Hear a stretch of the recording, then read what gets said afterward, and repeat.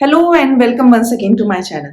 This is the third part of the topic basic BGT amplifier configuration. So till now we have seen that what is an amplifier, how it is connected, what are the basic parameters that define the amplifier performance. So this one is the first video, and in the second we started basic BGT amplifier configurations, and the number one was common emitter amplifier. Now in this video we are going to see that how we can improve the performance of common emitter amplifier. इस video में हम यही देखेंगे if we connect this common emitter amplifier with an emitter resistance, तो वो किस तरीके से common emitter amplifier की performance को improve करेगा. So let's make the circuit diagram and then we will start the analysis. So this is the circuit diagram.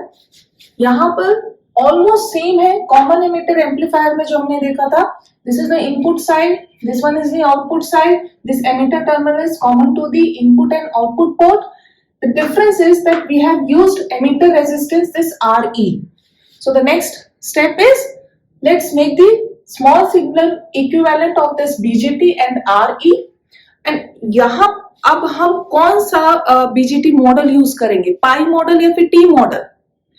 T model. ये चीज बताया था कि जब भी हमारा एमिटर पे रेजिस्टेंस होगा तो हम टी मॉडल को प्रेफर करेंगे. इससे हमारी एनालिसिस सिंपल हो जाती है. रिजल्ट दोनों में सेम आता है, चाहे पाई या टी मॉडल यूज करो, बट प्रेफर हम वही करेंगे ना जिससे हमारे एनालिसिस में कम टाइम लगे. तो let's draw it's T model. So here you can see in the second diagram BGT था उसका टी मॉडल बना लिया है. ठीक है, अब हम जो एम्पलीफायर के बेसिक 3 पैरामीटर्स थे उनको एक एक करके डिराइव करते जाते हैं. तो सर्किट डायग्राम को ध्यान से देखिए. तो first parameter was Rin. Input resistance क्या है? Input resistance is the resistance looking into the input side of the BGT. तो ये BGT है, BGT का ये टी मॉडल है, स्मॉल सिग्नल इक्विवेलेंट सर्किट है. रेस्ट पार्ट तो आपका circuit elements as it is है जो पहले सर्किट में था. तो इसके इनपुट साइड में देखने पर जितना रेजिस्टेंस बन रहा है वो Rin है. तो Rin क्या हो गया? VI upon IB. Let's write it. So first one is R input is VI upon IB. Okay, so इस पॉइंट पर अगर हम ध्यान दें तो IB current incoming, alpha is incoming and total जो करंट है that is our IE. So we can write IB in terms of IE and that is the base current is 1 minus alpha of IE and this IE is the current flowing through RE, small RE and the external resistance जो हमने लगाया था. ये तो BGT model का part है, ये हमारा एक्सटर्नल रेजिस्टेंस है जो हमने परफॉर्मेंस इंप्रूव करने के लिए लगाया. So simply this IE is the VI upon this total resistance 1 minus alpha the input voltage upon the total resistance RE plus this. यहीं से आप R इनपुट निकाल सकते हो. R input is RE plus upon 1 minus alpha, and 1 minus alpha is 1 plus beta. So we can write this input resistance is 1 plus beta times of the internal emitter resistance and the external emitter resistance. So यहाँ पर आप clearly देख सकते हो कि when there is an external emitter resistance into the emitter terminal, it will increase the input resistance. अच्छा, यहाँ पे एक बहुत ही important conclusion है. इस equation को देखिए. Base current is 1 minus alpha times of IE, or we can write this IB is IE upon 1 plus beta. IB जो है वो IE का अपॉन 1 प्लस बीटा है, या फिर हम कह सकते हैं दी एमिटर टर्मिनल में जो करंट जा रही है that is 1 plus beta times of IB, और वहीं पे जो रेजिस्टेंस है that will becomes 1 plus beta times of emitter resistance. तो ये क्या हो गया? इनवर्स रिलेशन हो गया. इसको हम बोलते हैं जितना आपका इनपुट रेजिस्टेंस बढ़ा है उतना ही आपका input current, base current decrease हुआ है. This is resistance reflection rule. So the input resistance is 1 plus beta times of the emitter resistance. जितना आपका करंट डिक्रीज हुआ उतना आपका इनपुट रेजिस्टेंस इंक्रीज हो गया। तो डायरेक्टली आप रेजिस्टेंस रिफ्लेक्शन रूल से भी ये रिलेशन को निकाल सकते हैं। Okay, so moving ahead, input resistance हमारा आ गया। यहाँ पर एक बेटर हमारा परफॉर्मेंस मिल गया जब हमने एक एमिटर रेजिस्टेंस लगाया कि हमारा इनपुट रेजिस्टेंस जो है वो इंक्रीज कर रहा है। ओके, और हमें चाहिए यही एम्पलीफायर में input resistance should be high ताकि आपके कम से कम डिस्टॉर्शन आए, बेटर परफॉर्मेंस आ गई और डिस्टॉर्शन कम हो गया। और दूसरा आपका लोडिंग इफेक्ट जो आगे की स्टेजेस थी, पहले की स्टेजेस थी, उनका लोडिंग इफेक्ट कम होगा। तो इसलिए हमें चाहिए कि इनपुट रेजिस्टेंस हमारा इंक्रीज कर जाए।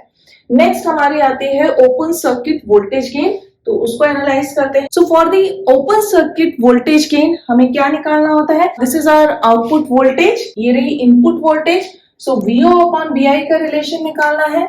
सो this is AVO, the open circuit voltage gain when we are not considering any load resistance। तो ये open circuit voltage gain है। कॉमन एमिटर में जैसे निकालना वैसे ही निकालना है। See this is the RC। So RC के अक्रॉस हमारी कितनी करंट फ्लो कर रही है? देखिए ये इस डायरेक्शन में है, alpha IE। So we can directly write it as the output voltage is minus alpha IE times of RC। So what is IE?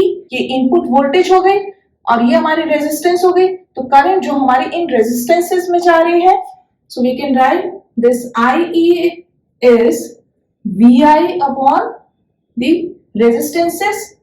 So RE and this external RE, इस रिलेशन को यूज कर लेते हैं इस equation में। So we can get VO upon VI। So AVO is VO upon VI is given by minus alpha RC, the small RE and the external resistance। So this is our AVO minus alpha RC upon RE plus R। थोड़ा सा इस equation को और modify करते हैं, एक better form में ले आते हैं, क्योंकि अभी तक हमने या तो बीटा या तो GM पढ़ा है, तो उसी के टर्म्स में हम इसको लिखने की कोशिश करते हैं। AVO can be written as the open circuit voltage gain। हम RE को अगर हम कॉमन ले लें, so minus alpha RE, if you take it as common, तो यहाँ पे हमारा हो जाएगा RC 1 plus RE upon RE, this one. Okay, so what is minus alpha RE? This is minus alpha RE is, इसको recall करिए, you know that the transconductance is given by alpha upon RE using this relation।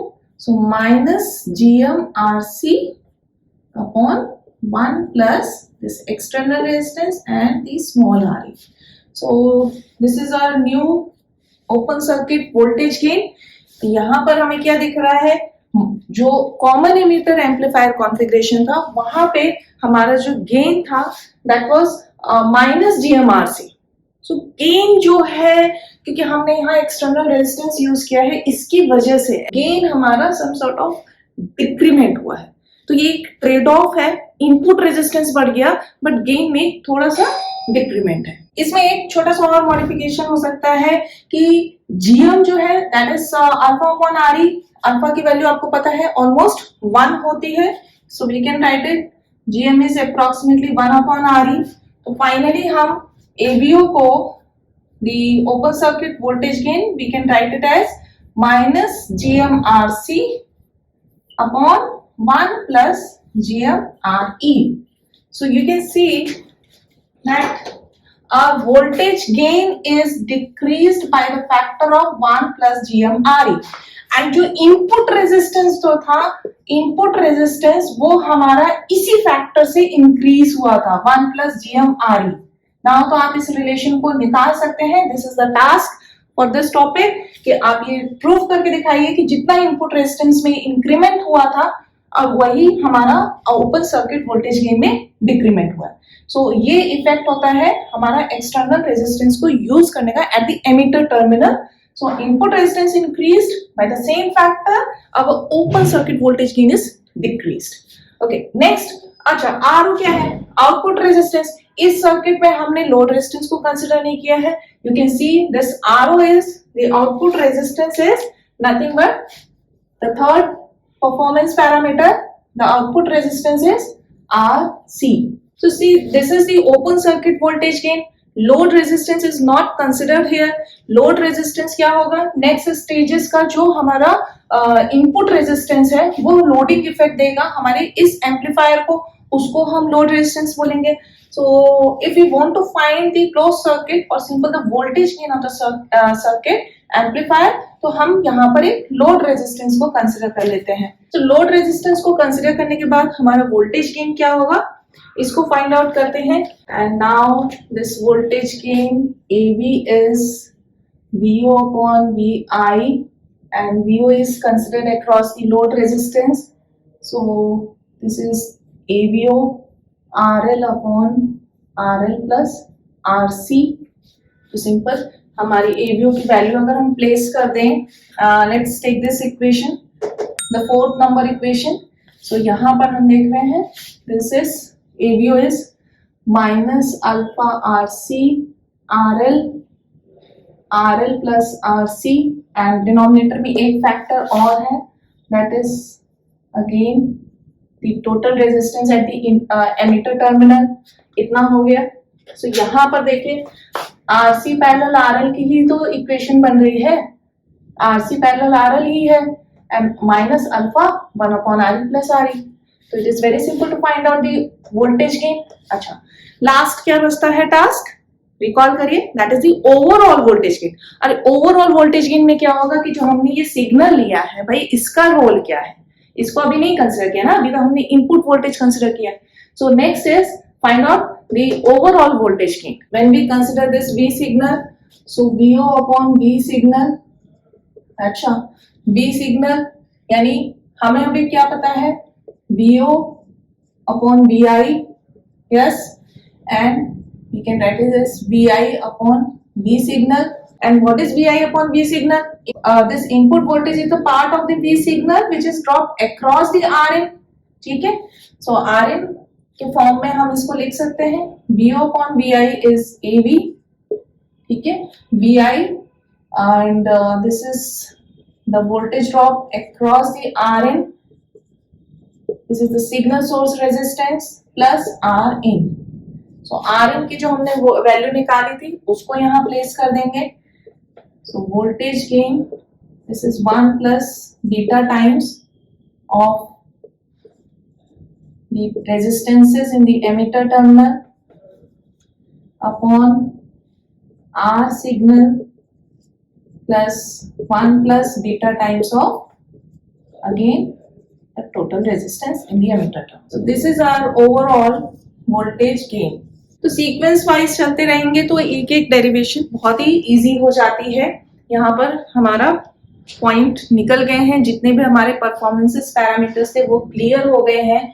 सो क्या क्या हमने observe किया, जब हम एक external emitter resistance लगाते हैं इनपुट रेजिस्टेंस इंक्रीज कर जाता है and 1 plus GM RE factor से दिस RE एंड उसी सेम फैक्टर से हमारा open circuit voltage gain decrease कर जाता है. इसका मतलब हम इनपुट रेजिस्टेंस तो इंक्रीज कर रहे हैं ताकि हमारी डिस्टॉर्शंस कम हो, लोडिंग इफेक्ट इनपुट साइड पर कम हो, बट उसका ट्रेड ऑफ हमें वोल्टेज गेन में मिलता है एंड वही इफेक्ट हमारा ओवरऑल वोल्टेज गेन में कंटिन्यू होता है. So where we can use this common emitter with emitter resistance, जहां पे हमें डिस्टॉर्शंस कम चाहिए. एंड डिस्टॉर्शंस कब ज्यादा हो जाते हैं, जब हम हाई फ्रीक्वेंसी एप्लीकेशंस में जाते हैं. So basically this common emitter amplifier with emitter resistance is preferred at high frequency applications. Good enough gain मिल जाए, हाई इनपुट रेजिस्टेंस मिल जाए एंड आउटपुट रेजिस्टेंस जो है वो हमारा RC पे डिपेंड करता है, तो वो भी हमें मिल जाए. So this much in this video. We have seen that how this emitter resistance has improved the performance of common emitter amplifier. In the next part, I will continue with the common base configuration amplifier. Thank you so much for watching it. And if you have any queries, then please do write in the comment sections and give me your feedbacks. Thank you and have a nice day.